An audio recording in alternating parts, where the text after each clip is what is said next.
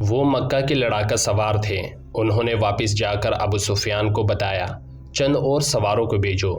ابو سفیان نے کہا، ایک شب خون مارو۔ میرے قبیلے کے سردار ایک سوار نے کہا، ہم نے شب خون مارنے کی بہت کوشش کی ہے، لیکن ان کے خیمہ گاہ کے ارد گرد دن رات گھوڑ سوار گھومتے پھرتے رہتے ہیں۔ قریش کے چند اور سواروں کو بھیجا گیا۔ انہوں نے شام کے ذرا بعد شب خون مارنے کی کوشش کی، لیکن مسلمان سواروں نے ان کے کچھ سواروں کو زخمی کر کے وہاں سے بھگا دیا۔ مکہ والوں پر تذبذب کی کیفیت طاری تھی۔ وہ راتوں کو سوتے بھی نہیں تھے۔ محاصرے کے ڈر سے وہ ہر وقت بیدار اور چوکس رہتے تھے اور دن گزرتے جا رہے تھے۔ آخر ایک روز مکہ میں ایک مسلمان سوار داخل ہوا۔ یہ حضرت عثمان رضی اللہ عنہ تھے۔ انہوں نے ابو سفیان کے متعلق پوچھا۔ ابو سفیان نے دور سے دیکھا اور دوڑا آیا۔ خالد بھی آ گیا۔ میں محمد رسول اللہ صلی اللہ علیہ وسلم کا پیغام لے کر آیا ہوں۔ حضرت عثمان رضی اللہ عنہ نے کہا، ہم لڑنے نہیں آئے، ہم عمرہ کرنے آئے ہیں، عمرہ کر کے چلے جائیں گے، اگر ہم اجازت نہ دے تو؟ ابو سفیان نے پوچھا، ہم مکہ والوں کا نہیں خدا کا حکم ماننے والے ہیں۔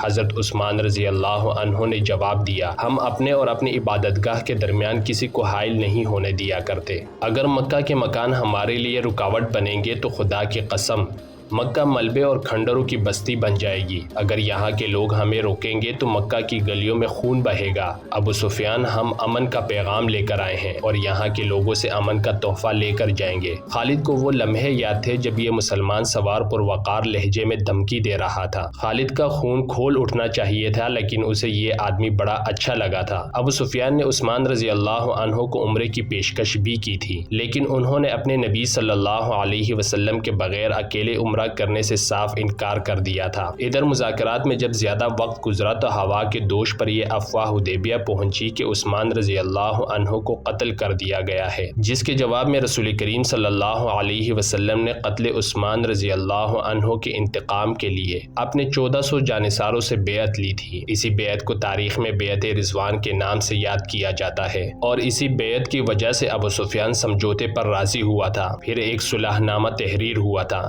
اسے صلح حدیبیہ کا نام دیا گیا۔ مسلمانوں کی طرف سے اس پر رسول کریم صلی اللہ علیہ وسلم نے اور قریش کی طرف سے سہیل بن عمر نے دستخط کیے تھے۔ اس صلح نامے میں طے پایا تھا کہ مسلمان اور اہل قریش 10 سال تک نہیں لڑیں گے اور مسلمان آئندہ سال عمرہ کرنے آئیں گے اور مکہ میں 3 دن ٹھہر سکیں گے۔ رسول کریم صلی اللہ علیہ وسلم قریش میں سے تھے۔ خالد آپ صلی اللہ علیہ وسلم کو بہت اچھی طرح سے جانتا تھا، لیکن اب اس نے آپ صلی اللہ علیہ وسلم کو دیکھا تو اس نے محسوس کیا کہ یہ کوئی اور محمد صلی اللہ علیہ وسلم ہے۔ وہ ایسا متاثر ہوا کہ اس کے ذہن سے اتر گیا کہ یہ وہی محمد صلی اللہ علیہ وسلم ہے جسے وہ اپنے ہاتھوں قتل کرنے کے منصوبے بناتا رہتا تھا۔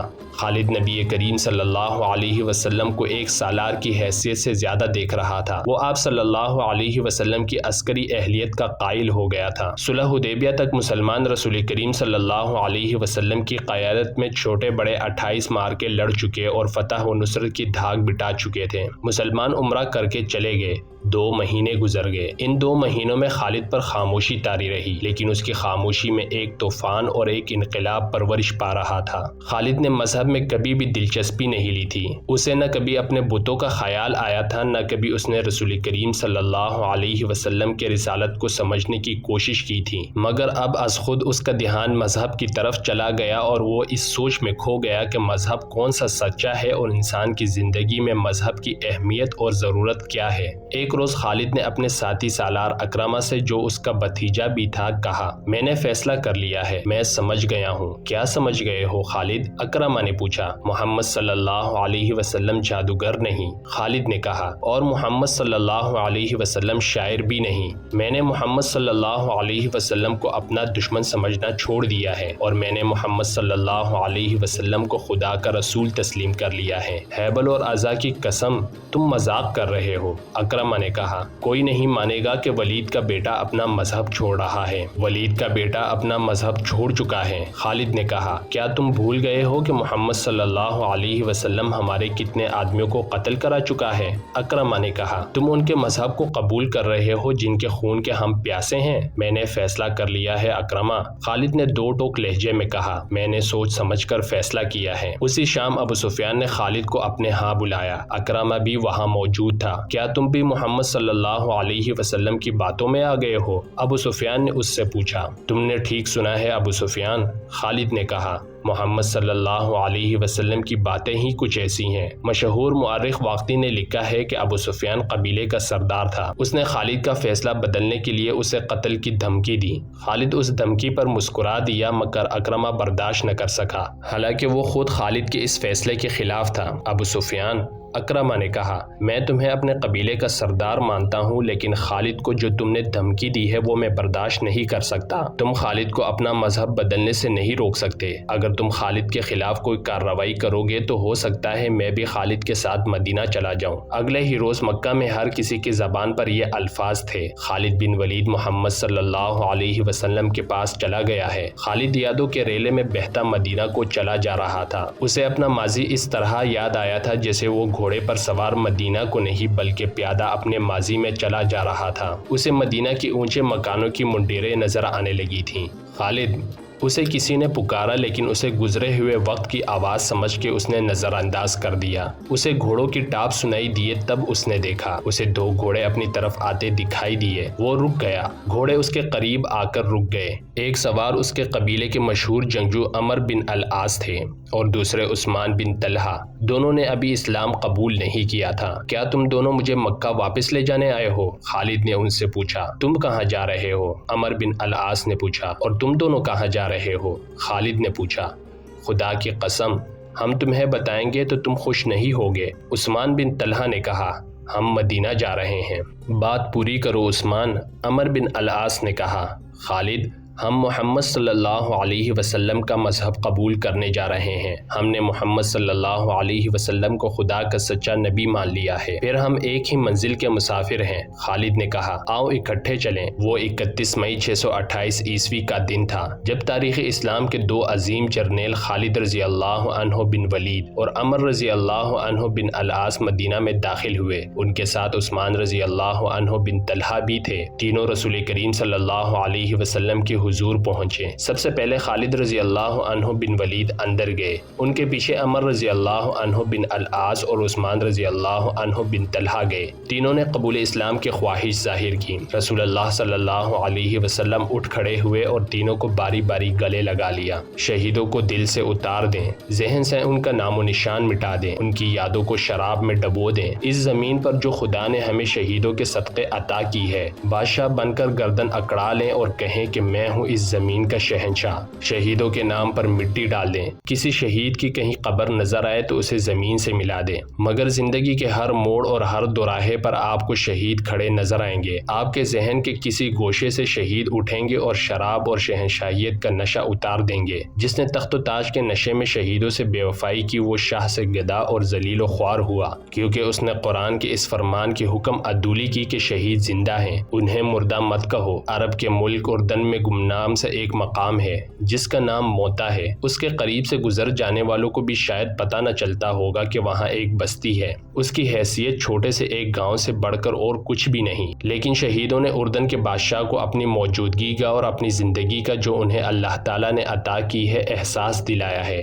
وہ جس مارکے میں شہید ہوئے تھے وہ 13.5 صدیاں پہلے اس مقام پر لڑا گیا تھا۔ پھر یہ مقام گزرتے زمانے کی اڑتی ریت میں دبتا چلا گیا۔ کچھ عرصے سے موتا کے رہنے والے ایک عجیب صورتحال سے دوچار ہونے لگے۔ آج بھی وہاں چلے جائے اور وہاں رہنے والوں سے پوچھے تو وہ بتائیں گے کہ ان میں سے کوئی نہ کوئی آدمی رات کو خواب دیکھتا ہے کہ 13.5 صدیاں پہلے کے مجاہدین اسلام چل پھر رہے ہیں۔ کفار کا ایک لشکر آتا ہے اور مجاہدین اس کے مقابلے میں جم جاتے ہیں۔ ان کی تعداد تھوڑی ہے اور لشکر کفار مانند سیلاب ہے۔ مارکا بڑا خونریز ہے۔ یہ خواب ایک دو آدمیوں نے نہیں، وہاں کے بہت سے آدمیوں نے دیکھا ہے اور کسی نہ کسی کو یہ خواب ابھی تک نظر آتا ہے۔ یہ لوگ پڑھے لکھے نہیں، انہیں معلوم نہیں تھا کہ 13.5 صدیاں پہلے یہاں حق اور باطل کا مارکا لڑا گیا تھا، مگر ان کے خوابوں میں شہید آنے لگے۔ یہ خبر اردن کے ایوانوں تک پہنچی، تب یاد آیا کہ یہ وہ موتا ہے جہاں مسلمانوں اور عیسائیوں کی ایک لڑائی ہوئی تھی۔ یہ عیسائی عرب کے باشندے تھے۔ شہیدوں نے اپنے زندہ ہونے کا ایسا ایسا احساس دلایا کہ اردن کی حکومت نے جنگ موتا اور اس جنگ کے شہیدوں کی یادگار کے طور پر ایک نہایت اور خوبصورت مسجد تعمیر کرنے کا احکام جاری کر دیے۔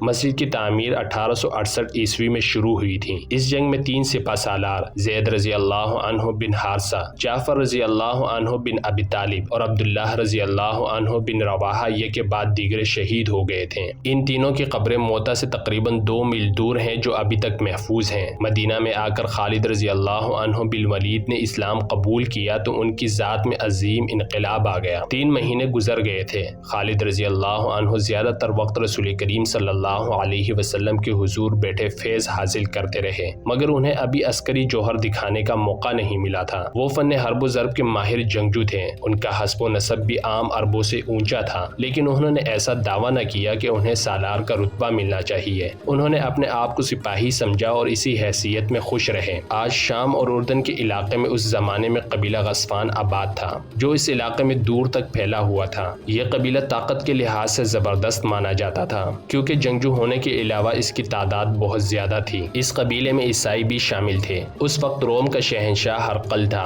جس کی جنگ پسندی اور جنگی دہشت دور دور تک پہنچی ہوئی تھی۔ اسلام تیزی سے پھل پھول رہا تھا۔ قبیلہ قریش کے 1000 ہاں لوگ اسلام قبول کر چکے تھے۔ ان کے مانے منجے ہوئے سردار اور سالار بھی مدینہ جا کر رسول خدا صلی اللہ علیہ وسلم کے دست مبارک پر بیعت کر چکے تھے اور مسلمان ایک جنگی طاقت بنتے جا رہے تھے۔ کئی ایک چھوٹے چھوٹے قبائل حلقے بگوش اسلام ہو گئے تھے۔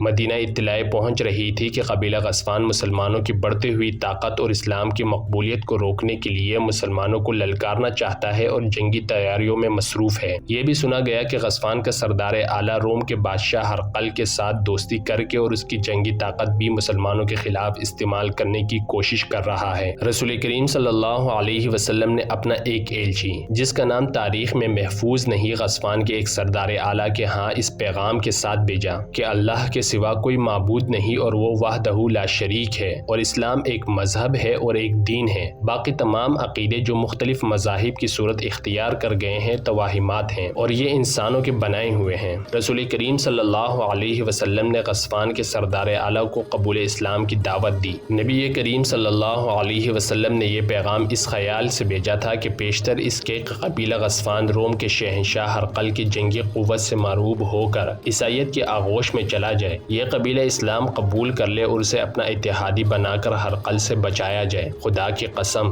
اس سے بہتر فیصلہ اور کوئی نہیں ہو سکتا۔ خالد رضی اللہ عنہ نے ایک محفل میں کہا، ہرقل نے فوج کشی کی تو یوں سمجھو کہ باطل کا طوفان آ گیا جو سب کو اڑا لے جائے گا۔ غسفان کی خیریت اسی میں ہے کہ رسول اللہ صلی اللہ علیہ وسلم کی دعوت قبول کر لے۔ کسی اور نے کہا، نہیں کرے گا تو ہمیشہ کے لیے ہرقل کا غلام ہو جائے گا۔ ایک اور نے کہا، اس وقت ہرقل قبیلہ غسفان میں داخل ہو چکا تھا۔ اس کے ساتھ جو فوج تھی اس کی تعداد 1 لاکھ تھی۔ غسفان کے سردار اعلیٰ کو اطلاع مل چکی تھی، مگر وہ پریشان نہیں تھا۔ وہ ہرقل کے ساتھ دوستی کا ہاتھ بڑھانے کا فیصلہ کر چکا تھا۔ نبی کریم صلی اللہ علیہ وسلم کا ایلچی بصرہ کو جا رہا تھا۔ غسفان کا دارالحکومت بصرہ تھا۔ ایلچی کے ساتھ ایک اونٹ پر لدے ہوئے زاد راہ کے علاوہ 3 محافظ بھی تھے۔ بڑی لمبی مسافت کے بعد ایلچی موتا پہنچا اور اس نے ذرا سستانے کے لیے اپنا مختصر سا قافلہ روک لیا۔ قریب ہی قبیلہ غسفان کی ایک بستی تھی۔ اس کے سردار کو اطلاع ملی کہ 4 اجنبی بستی کے قریب پڑاؤ کیے ہوئے ہیں۔ سردار نے، جس کا نام شرجیل بن عمر تھا، مدینہ کے ایلچی کو اپنے ہاں بلایا اور پوچھا کہ وہ کون ہے اور کہاں جا رہا ہے۔ میں مدینہ کے ایلچی ہوں اور بصرہ جا رہا ہوں۔ ایلچی نے جواب دیا،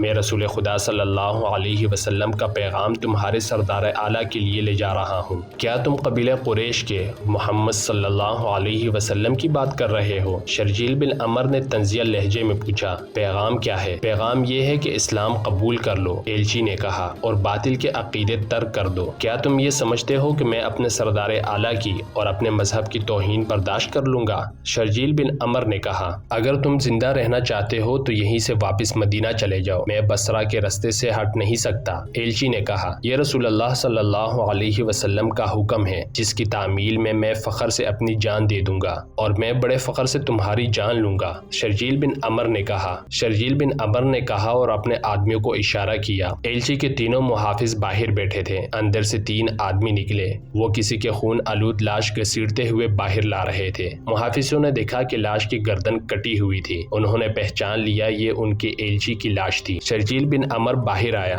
شرجیل نے محافظوں سے پوچھا، مجھے یقین ہے کہ اس کے بغیر تم بصرہ نہیں جاؤ گے؟ نہیں، ایک محافظ نے جواب دیا، پیغام اس کے پاس تھا، جاؤ مدینہ کو لوٹ جاؤ۔ شرجیل نے کہا، اور محمد صلی اللہ علیہ وسلم سے کہنا کہ ہم اپنے قبیلے اور اپنے عقیدے کی توہین برداشت نہیں کیا کرتے۔ اگر یہ شخص بصرہ پہنچ جاتا تو وہاں قتل ہو جاتا۔ خدا کی قسم، ایک محافظ نے کہا، ہم اپنے مہمان کے ساتھ یہ سلوک نہیں کیا کرتے۔ میں تمہیں مہمان سمجھ کر تمہاری جان بخشی کر رہا ہوں۔ شرجیل نے کہا، اور مجھے یہ نہ کہنا کہ میں تمہیں اس کی لاش دے دوں۔ مدینہ کی تمام تر آبادی کو معلوم ہو چکا تھا کہ رسول اللہ صلی اللہ علیہ وسلم کا ایلچی دعوت اسلام لے کر بصرہ گیا ہوا ہے۔ سب ایلچی کی واپسی کے منتظر تھے، لیکن تینوں محافظ ایلچی کے بغیر واپس آئے۔ ان کے چہروں پر گر کی تہ اور تھکن کے آثار ہی نہیں تھے، بلکہ غم و غصے کے تاثرات بھی تھے۔ وہ مدینہ داخل ہوئے تو لوگ ہجوم کر کے آ گئے، خدا کی قسم ہم انتقام لیں گے۔ محافظ بازو لہرا لہرا کر کہتے جا رہے تھے، موتا کے شرجیل بن عمر کا قتل ہم پر فرض ہو گیا ہے۔ جب یہ خبر رسول اللہ صلی اللہ علیہ وسلم کو ملی تو باہر مدینہ کی آبادی اکٹھی ہو گئی تھی۔ عربوں کے رواج کے مطابق قتل کی سزا قتل تھی۔